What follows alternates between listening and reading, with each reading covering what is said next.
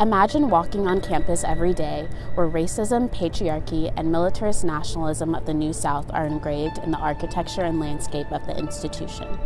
The University of Texas began admitting Black undergraduate students in 1956. While UT has attempted to become an inclusive university, the racialized structure of the campus still remains today.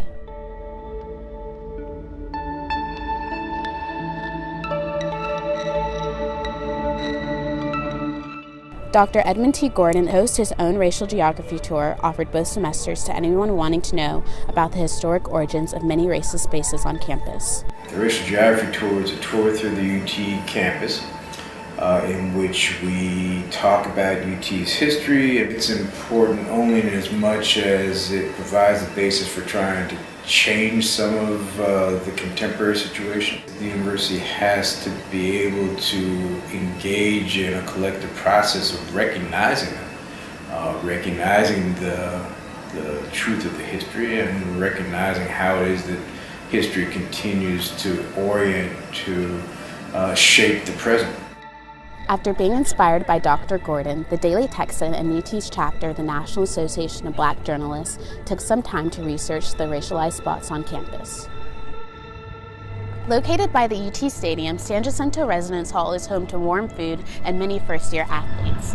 But did you know that San Jacinto was once the only residence hall Black male students were permitted to live on campus? One of UT's tallest buildings stands high in its racism roots. Robert Lee Moore Hall, known as RLM, is named after a mathematician who refused to let Black students into his classroom. UT's Creekside Hall was originally built in 1954 to house UT male law students. It was originally named Simpkins Residence Hall after William Stewart Simpkins, a member of the Ku Klux Klan. Simpkins was a UT law professor from 1899 to 1929. To put this all into perspective, UT placed students in a residence hall that was named after a Grand Dragon of the KKK. It wasn't until 2010 that the residence hall was officially changed to Creekside Hall. Painter Hall is named after former UT President T.S. Painter, who is known for his refusal to let Herman Sweatt, a Black student, into UT's law school. The Supreme Court case, Sweatt v. Painter, challenged the separate but equal clause under Plessy v. Ferguson. In 1950, the Supreme Court unanimously ruled in favor of Sweatt under the Equal Protection Clause. However, Painter is still recognized through this building.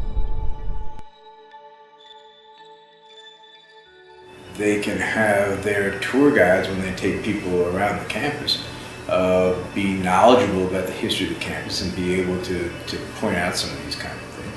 I think that there also should be a way that students get to learn about the history of the university.